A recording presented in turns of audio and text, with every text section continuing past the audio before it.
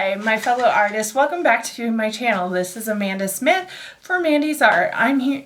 Sorry it's taking me so long to get a new video out.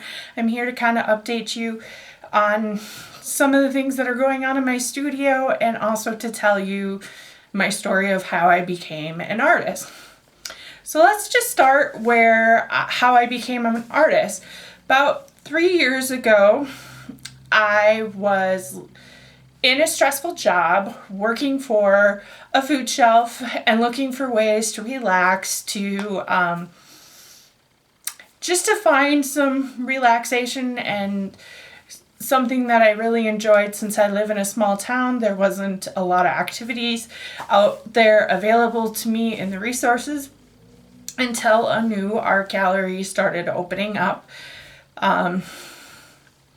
here in my small little town, and they started offering art lessons. So because I've always had an interest in art as a kid, I would say I was kind of a closet artist, not really showing my skills because I wasn't confident as an artist. I did a lot of writing, a lot of poetry, journaling. I did a lot of quick sketches, playing around with shapes, forms, lines, color. I would take little color blocks and make these weird intricate geometry patterns and put them in my journal as a way to kind of cope with stress that was going on in my life. I had a lot of trauma as a child, so that was kind of something I could do to kind of escape.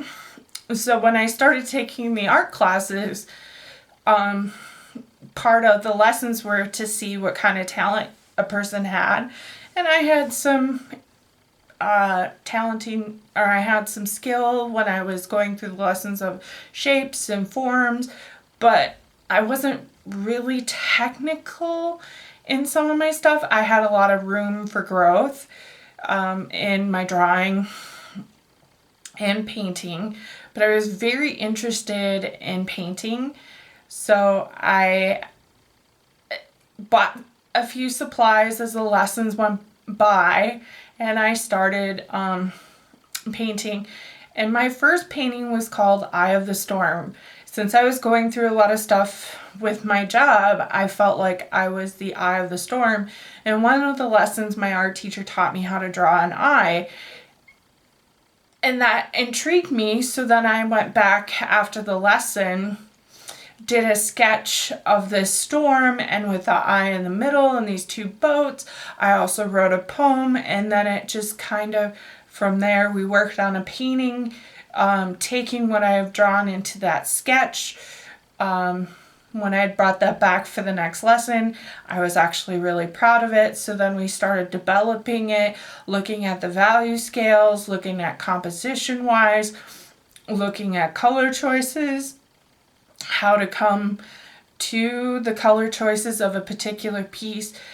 And as I did that one, that was the first piece that I felt very confident in my skills. I was able to showcase it at the art gallery. I would just go and draw. I had to buy just about every supply I could think of to get me going. I wanted to know about paint, brushes, color, palettes, what I needed, and I just kind of went off from there. And I started building confidence, and I really enjoyed the release that it gave me from the stress of my job. I felt more relaxed. I felt at peace. I felt that the studio was a safe place for me to just kind of let all my worries go. I suffer from PTSD and a traumatic brain injury, so it kind of gave me a way to break up my day. It gave me a way to have solace away from the heavy physical therapy that I was going through and occupational therapy at that time, which being diagnosed with that brain injury and trying to work made work super stressful for me. It was hard to function some days, and honestly I didn't know how I was going to get through all that, but my art got me through. And now, as I started doing other pieces and showing, I ended up taking from the eye of the storm to develop another piece called The Show Must Go On, which is kind of like a continuation of my story and my trauma, and telling that no matter what we've gone through in life and all of our struggles, whether it's COVID, child abuse, sexual abuse, any of that stuff, the show will go on. And I grew up in a small town in southern Wisconsin. That was the home of the Ringling Brothers, and the circus has always been a part of my life, and that's partly what inspired the second piece in the series that went along with the Eye of the Storm. And when I was deciding this piece, I wanted to walk out of the storm. I wanted to be an overcomer. I wanted to say, here I am. Nothing is going to stop me from overcoming and achieving the goals that I have in life. I've actually overcome quite a bit of great obstacles. I'm a 3-time college graduate. I'm the only one in my family that has graduated from college. I have lost 150 pounds, and then when the brain injury hit, I gained 100 of it back, and working on my journey to lose it again. So I know I'm kind of just rambling here trying to give a backstory. I'm new at blogging. I have no idea if this is going to be seen by anybody on YouTube. I hope it is. I hope to get more comfortable at doing this and sharing more of my art.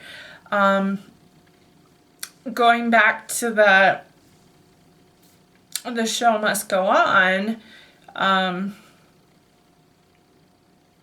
these pieces are very dear to my heart, because it was a way for me to tell my story. It was a way for me to be inspire others that no matter what difficulties we go on in our life, there is always a way to get through them, that these seasons won't last forever in our lives. And I know some of us think that COVID is just going to continue to go on and last forever. And I know that we're going to get through every bit of this. And honestly, both The Eye of the Storm and The Show Must Go On have been featured in shows with NOMNI,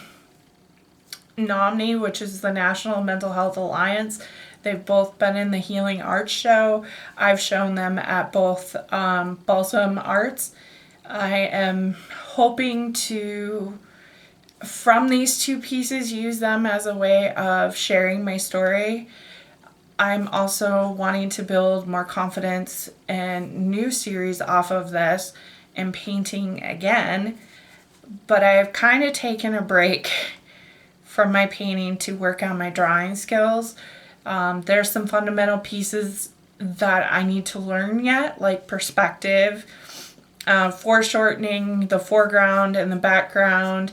I'm also working on shading and forms. So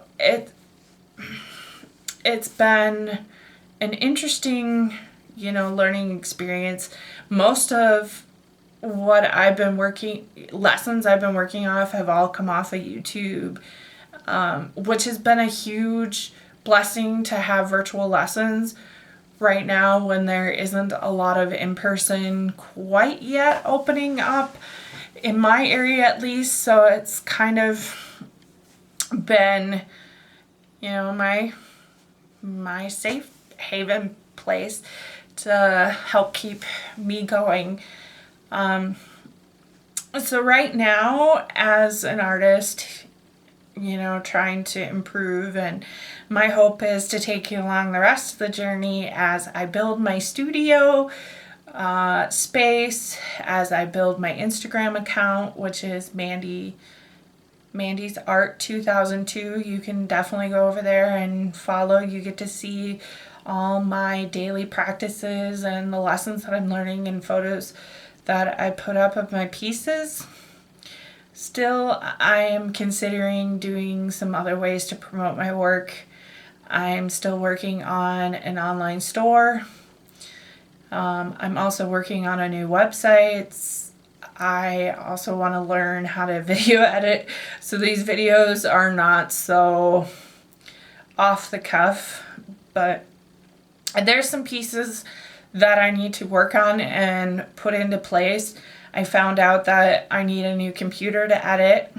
I also have to figure out how to do the editing software, and I also need to set up a filming area.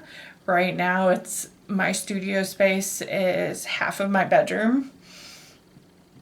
So I'm looking into those options right now. It's difficult to put all the pieces together. Being that I'm disabled from the head injury and the PTSD, I have a limited funds, so I have to do this one step at a time right now, and that's why I really haven't posted any videos in like quite a while, because I'm like trying to honestly try to figure out how to put it all together to make good quality content from my first video. And I'm also changing up some of the content that I'm going to create. I think I'm going to do more of a blog style channel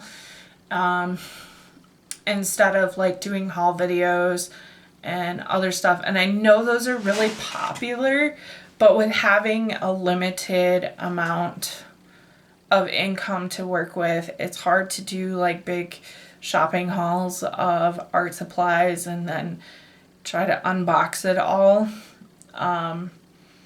Plus, like I said, I'm still working with the setup of the filming setup.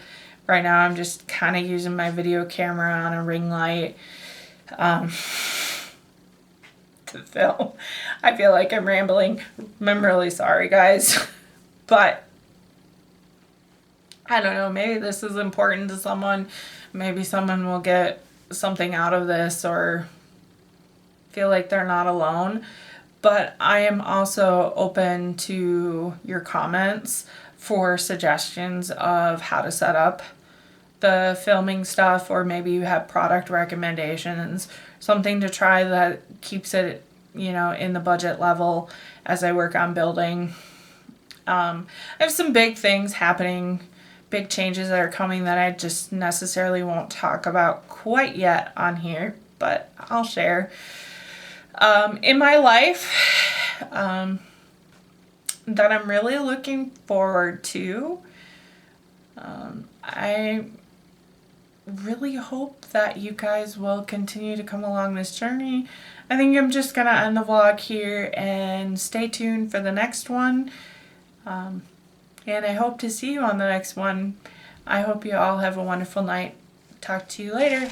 Bye!